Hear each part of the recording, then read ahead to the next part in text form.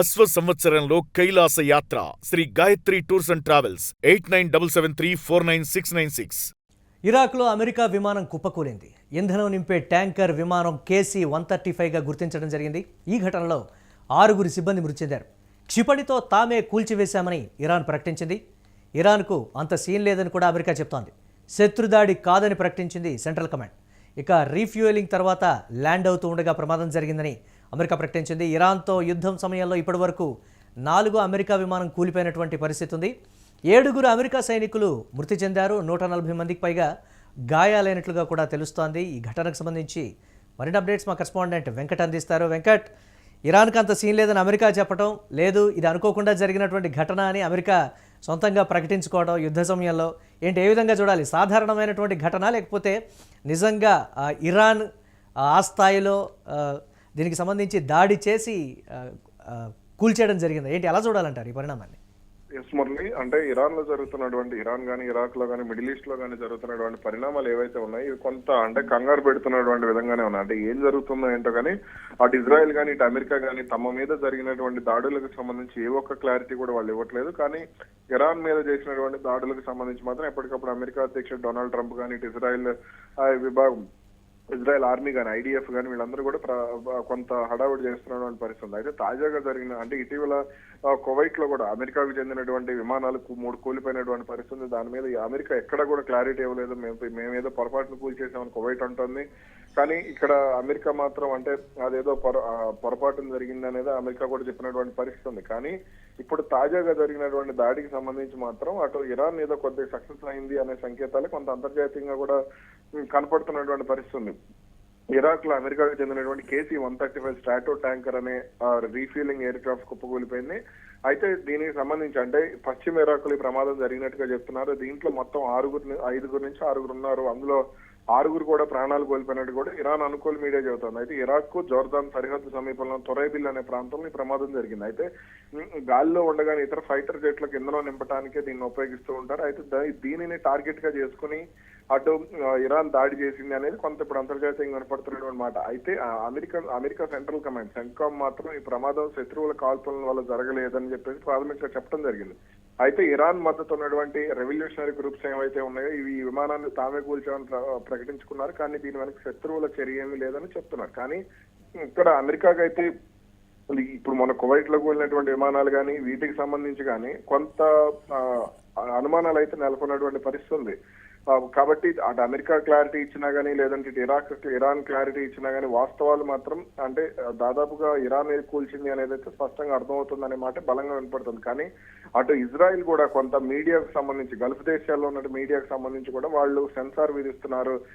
Israel పై జరుగుతున్నటువంటి దాడులు కానీ అమెరికా మీద జరుగుతున్నటువంటి దాడులు కానీ ఎక్కడ కూడా బయటకు రాకుండానే సెన్సార్ విధించే ప్రయత్నం చేస్తున్నారనే మాట బలంగా వినపడుతుంది. అటు ఇరాక్ మీడియాను కూడా ఇజ్రాయెల్ దాదాపుగా కంట్రోల్ చేస్తోంది అనేది కూడా కొంత వినపడుతున్నటువంటి మాట. అలాగే ఈ ఏదైతే కూలిపోయిందో ఈ కూలిపోయిన దాంట్లో 2 సిబ్బంది ఉన్నారు.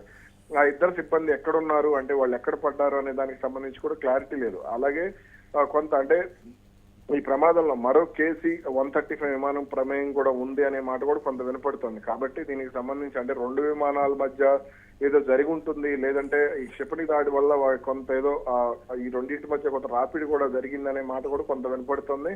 అంటే ఈ క్షిపణి అటాక్ చేయగానే కొంత ఈ 2 కూడా దగ్గరికి వెళ్ళిన క్రమంలోనే జరిగి ఉంటుంది అనేది కూడా కొంత వినపడుతున్నటువంటి కామెంట్. అంటే ఇరాన్ దూకుడును బట్టి చూస్తే ఇది నిజమేనని నమ్మాలంటారా, లేకపోతే అమెరికా ఇటీవల ఊహించిన దానికన్నా ఇరాన్ అంటే మితిమీరి చేస్తున్నటువంటి దాడులు కావచ్చు, అనూహ్యంగా పెంచినటువంటి దాడుల తీవ్రతను కావచ్చు, మార్చినటువంటి యుద్ధ వ్యూహాన్ని మొత్తం వీటన్నిటి బేరీజ్ వేసుకుంటే ఇప్పుడు జరిగినటువంటి పరిణామాన్ని ఎలా చూడాలంటారు మనం? అయితే ఖచ్చితంగా ఇరాన్ వీళ్ళందరూ తక్కువ అంచనా వేశారు అనే విషయం అయితే స్పష్టంగా అర్థమవుతుంది. ఇరాన్ తక్కువ అంచనా వేసిన విషయంలో అమెరికా కానీ లేదంటే ఇజ్రాయెల్ కానీ లేదంటే గల్ఫ్ దేశాలు కానీ అంటే ఏదో ఇరాన్ మొత్తం అంటే వారంలో లొంగిపోతుంది లేదా 4 రోజుల్లో లొంగిపోతుంది, భయపడి లొంగిపోతుంది, 2 దేశాలు దాడులు చేస్తున్నాయి కాబట్టి అని అనుకున్నారు. కానీ ఇటు ఎక్కడైనా సరే అంటే ఈ అమెరికాకు సంబంధించినటువంటి మౌలిక సదుపాయాలను అటాక్ చేసే విషయంలో కానీ ఆయిల్ రిఫైనరీలను అటాక్ చేసే విషయంలో కానీ అంటే తమ మీద దాడి జరుగుతున్నా సరే ఇరాన్ ఎక్కడ కూడా తలవంచిన పరిస్థితి కనపడుతుంది. అదేవిధంగా హార్మోజ్ జలసంధిని కంట్రోల్ చేస్తున్నటువంటి విధానం కానీ హార్మోజ్ జలసంధిలో అండర్ వాటర్ డ్రోన్లు కానీ లేదంటే సీ మైన్స్ ఏర్పాటు చేసినటువంటి విధానం ఇవన్నీ కూడా ఇరాన్ తక్కువ అంచనా వేయడానికి లేదు. ఇప్పుడు అంటే యుద్ధంలో పూర్తిగా దిగిపోయిన తర్వాత ఎలా బయటపడాలో అర్థం కాని పరిస్థితుల్లో కూడా అమెరికా ఇజ్రాయెల్ ఉన్నాయి అనే మాట కూడా వినపడుతోంది. ఇప్పుడు అందుకనే ఈ ఇరాన్ పెట్టినటువంటి కండిషన్స్ కి సంబంధించి, ఇరాన్ అధ్యక్షుడు మసూద్ పెట్టినటువంటి కండిషన్స్ కి సంబంధించి కూడా ఎక్కడ గట్టిగా రియాక్ట్ కాలేని పరిస్థితుల్లో కూడా అమెరికా ఉంది.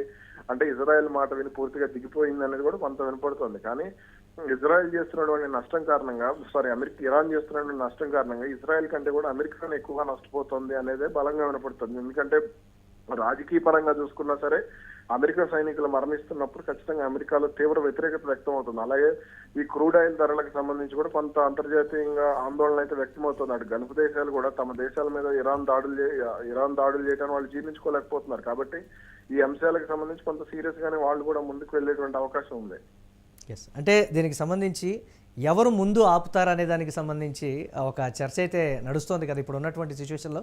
గత 3 రోజులుగా ట్రంప్ మాట్లాడుతున్నటువంటి మాటలు, అమెరికా వ్యవహరిస్తున్నటువంటి తీరు, కొంచెం అమెరికా ఇజ్రాయెల్ సంయుక్తంగా తగ్గించినటువంటి దాడుల తీవ్రతకు సంబంధించి కూడా డిస్కషన్ నడుస్తుంది కదా వెంకట్. దీనికి సంబంధించి ఎలా చూడాలంటారు? అంటే ఎవరు గెలుపు వైపు పయనిస్తున్నారు అని అంటే ఏం చెప్తారు మీరు? ఎవరు గెలుపు వైపు పయనిస్తున్నారు అంటే మేము మొదలు పెట్టలేదు, మేమైతే ఆపమని చెప్పేసి ఇరాన్ క్లారిటీ ఇస్తుందంటే ఇరాన్ పై చేయన్నట్టు చెప్పాలి. ఎందుకంటే 2 దేశాలు కలిపి ఒకటి మీద పోరాటం చేయడం అనేది ఎప్పుడు అంటే యుద్ధ పరంగా ఆర్థిక పరంగా కూడా ఇరానే పై చేయి సాధించింది అనేటువంటి వెర్షన్ ప్రపంచ వ్యాప్తంగా వినిపిస్తుంది, సంక్షోభం వినపడుతుంది. ఎందుకంటే ఇరాన్ వాడుతున్నటువంటి డ్రోన్లు కానీ అవన్నీ కూడా 15-16 లక్షలు మన కరెన్సీలో చూసుకుంటే, వాళ్ళు దాన్ని కంట్రోల్ చేయడానికి వాళ్ళు దాదాపుగా 40 నుంచి 50 లక్షల వరకు పేట్రియాటిక్ మిసైల్స్ వాడుతున్నారు. అదేవిధంగా అటు గల్ఫ్ దేశాలకు సంబంధించి కూడా ఇప్పటి వరకు కూడా యుద్ధంలో దిగినటువంటి సౌదీ అరేబియా కనీసం తమను తాము రక్షించుకోవడానికి వాడుతున్నటువంటి మిసైల్స్ ఖరీదు కూడా ఎక్కువైపోయింది. అదేవిధంగా దుబాయ్ మీద పదే ఈ రోజు ఉదయం కూడా దుబాయ్ సమీపంలో అటాక్స్ జరిగాయి. క్షిపణులు కానీ డ్రోన్లు కానీ వెళ్తే వాళ్ళు ఆపుకున్నారు. కానీ దుబాయ్ లో కూడా ఇప్పుడు దుబాయ్ ఇమేజ్ కూడా ఏదైతే సేఫ్ జోన్ గా ఉన్నటువంటి మిడిల్ ఈస్ట్ లో కానీ లేదంటే ఇటు కంట్రీ వరల్డ్ లోనే సేఫెస్ట్ జోన్ గా ఉన్నటువంటి దుబాయ్ మీద అటాక్ జరుగుతున్నప్పుడు ఖచ్చితంగా వాళ్ళల్లో కూడా భయం ఉంటుంది. కాబట్టి ఇప్పుడు అంటే దుబాయ్ లో పెట్టుబడి పెట్టే వాళ్ళు కూడా వెనకడుగు వేసేటువంటి పరిస్థితుల్ని క్రియేట్ చేసుకుంటూ వచ్చారు. కాబట్టి ఇక్కడ ఇరాన్ పై చేయి సాధించింది. ఎందుకంటే భవిష్యత్తులో కూడా దుబాయ్ కానీ మిడిల్ ఈస్ట్ లో ఏ ప్రాంతం కూడా సేఫ్ కాదు అనే ఒపీనియన్ అయితే ఇప్పుడు అంతర్జాతీయంగా క్రియేట్ అయిపోయింది. కాబట్టి ఇక్కడ ఇరాన్ కొంత పై చేయి సాధించిందనే చెప్పాలి. ఎస్, అంటే రాబోయే రోజుల్లో ఒక వారం రోజుల్లో అంతా ఒక కొలిక్కి వస్తుంది అనేటువంటి మాట. గత 3 రోజుల్ని బేరీజు వేసుకుంటే రాబోయే వారం రోజులు ఏ విధంగా ఉంటుందో కొంతమంది ఎక్స్పర్ట్స్ ఒక ఎస్టిమేషన్కి వచ్చినటువంటి సిచ్యువేషన్ ఉంది కదా అమెరికా ఇజ్రాయెల్ విషయంలో. దీన్ని ఎలా చూడాలంటారు? అయితే దీనికి సంబంధించి ఇజ్రాయెల్ కానీ అమెరికా కానీ వీళ్ళు ఏదైతే వీళ్ళకి ఒక క్లారిటీ ప్రకారం వీళ్ళు చేస్తున్నటువంటి దాడుల విషయంలో కానీ లేదంటే అటు ఇరాన్ బెదిరిస్తుంది లేదంటే ఇరాన్ ఏమీ చేయలేదు అనుకున్న దానికంటే కూడా వీళ్ళు కొంత దాన్ని ఎలా చెప్పాలి అని అంటే ఇరాన్ తెగించింది అనేది అయితే మనకు స్పష్టంగా అర్థమవుతుంది. కీలక ప్రాంతాలను లక్ష్యంగా చేసుకుని ఇరాన్ ఎప్పుడైతే దాడులు మొదలుపెట్టిందో అక్కడ అమెరికా కానీ ఇజ్రాయెల్ కానీ తీవ్రంగా నష్టపోయే విధంగానే దాదాపుగా ఇప్పటి వరకు అంటే అంతర్జాతీయంగా ఉన్నటువంటి లెక్కల ప్రకారం కనుక చూసుకుంటే ఇజ్రాయెల్ కానీ అమెరికా కానీ, ముఖ్యంగా అమెరికా దాదాపుగా $4 బిలియన్ పైగా నష్టపోయింది. ఇప్పటి వరకు $5 బిలియన్ ఖర్చు పెట్టింది. దాదాపుగా $9 బిలియన్ యుద్ధం రూపంలో అమెరికా ఆవిరైపోయినటువంటి పరిస్థితి ఉంది. అదేవిధంగా అటు మిడిల్ ఈస్ట్ కి సంబంధించి లేదంటే ఉక్రెయిన్ కి సంబంధించి ఆయుధాల సరఫరా విషయంలో కూడా $1 బిలియన్ అమెరికా ఖర్చు చేస్తుంది. ఇప్పటికే వాళ్ళు అంటే వ్యాపార ఆర్థిక పరమైనటువంటి నష్టం కాక చెప్తున్నారు మీరు?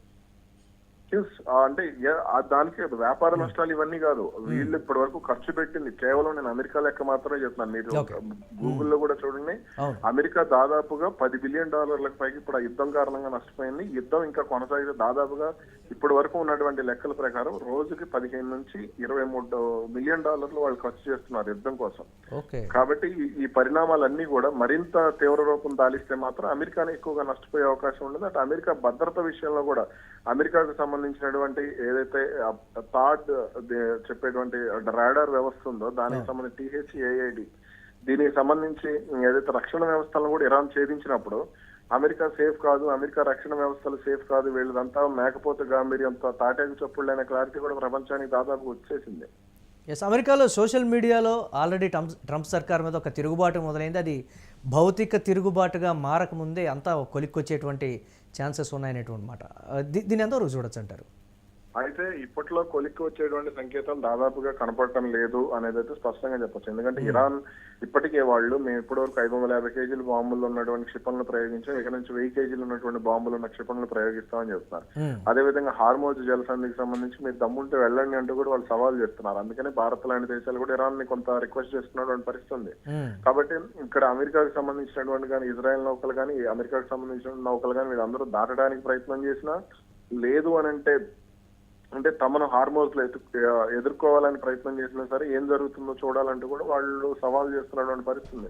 కాబట్టి ఇక్కడ ఏ విధంగా ఎటు నుంచి అటు చూసుకున్నా సరే అమెరికాకే దాదాపు వాళ్ళు చెప్పారు, ఆల్రెడీ మీరు హార్మోన్స్ లో మమ్మల్ని కెలికే ప్రయత్నం చేశారు, కాబట్టి ఖచ్చితంగా మీకు క్రూడ్ ఆయిల్ ధర, దీనికి సంబంధించి బ్రెంట్ క్రూడ్ ఆయిల్ ధర వచ్చి బ్యారెల్ క్రూడ్ ఆయిల్ ధర $200 దాటిన ఆశ్చర్యం లేదు, కాబట్టి ప్రపంచం సిద్ధంగా ఉండాలంటూ కూడా ఇరాన్ వార్నింగ్ ఇచ్చేసింది. Yes right, thanks for updates Venkat. చూడాలి ఇంకా ఎలాంటి పరిణామాలు ఉంటాయో. దేశంలో ఇప్పటికే యుద్ధం ఎఫెక్ట్ ధరల రూపంలో ఉన్నటువంటి పరిస్థితి, కానీ ఏ విధంగా ఉండబోతుందనేది చూద్దాం. ఇక ఇరాక్లో అమెరికా విమానం అయితే కుప్పకూలింది. ఇంధనం నింపేటువంటి ట్యాంకర్ విమానం KC-135గా గుర్తించడం జరిగింది. ఈ ఘటనలో 6 సిబ్బంది మృతి చెందారు. క్షిపణితో తామే కూల్చివేశామని కూడా ఇరాన్ ప్రకటించింది. ఇరాన్కు అంత సీన్ లేదని కూడా అమెరికా ఈ నేపథ్యంలో క్లారిటీ ఇచ్చేటువంటి ప్రయత్నం చేసింది. శత్రుదాడి కాదని సెంట్రల్ కమాండ్ అయితే ప్రకటించింది. రీఫ్యూయలింగ్ తర్వాత ల్యాండ్ అవుతూ ఉండగా ప్రమాదం జరిగిందని కూడా అమెరికా ప్రకటన ప్రాధాన్యం సంతరించుకుంది. ఇరాన్తో యుద్ధం సమయంలో ఇప్పటివరకు 4 అమెరికా విమానం కూలినటువంటి పరిస్థితి. 7 అమెరికా సైనికులు మృతి చెందగా 140 మందికి గాయాలైనటువంటి పరిస్థితి.